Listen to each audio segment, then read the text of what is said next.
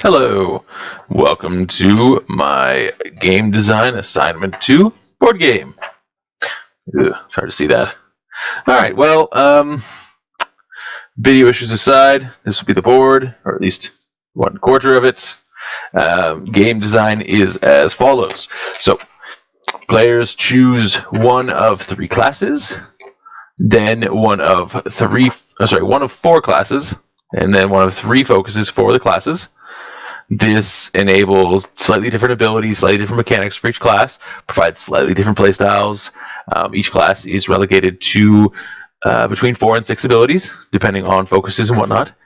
And the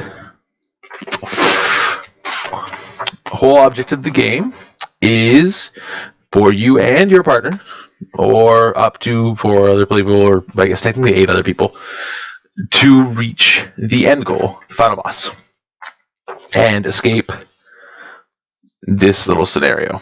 Scenario starts out basically that you and your party have finally reached the end of your goal and a very long journey across many continents. You have finally reached the undead kingdom, and they will be fairly defenseless. So it is the right time to attack. Simple design of play is such that each person chooses their character, what they want to do. They have 2 actions per turn. They can move up to a certain amount, up to 6 squares, depending on the class and focus, or as little as 3 squares, as well as they can perform an attack or several special abilities, depending on the class. And once each player has performed their move, or their 2 actions, doesn't necessarily need to be a move. So after each player has performed their 2 actions, then the enemy players will have their chance to perform an action.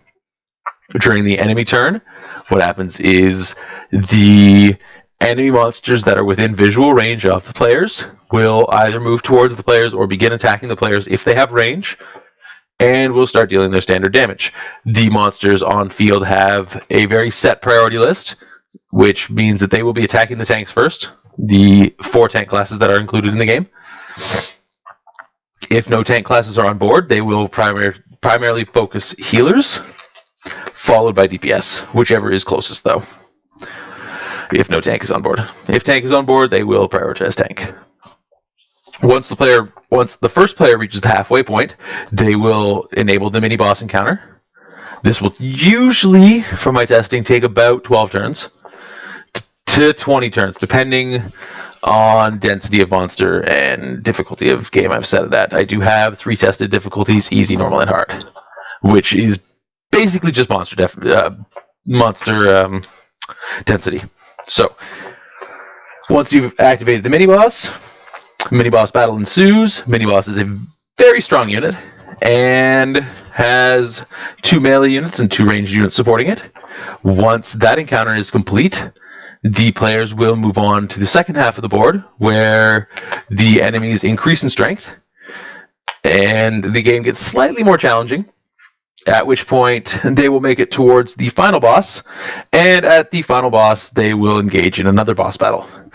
This game is very co-op intense, and through some earlier testing today, I have found I do need to tune it up a little bit. It is a little bit more difficult than I intended, as if you don't know the exact optimal strategies, it may be impossible to kill certain fights. So that tuning will go in this weekend, and hopefully I should have a nice polished version of the first 2 boss fights for, I guess, Friday's class? If I'm missing anything in this video, please feel free to let me know. Thank you very much for your time, and have a great evening.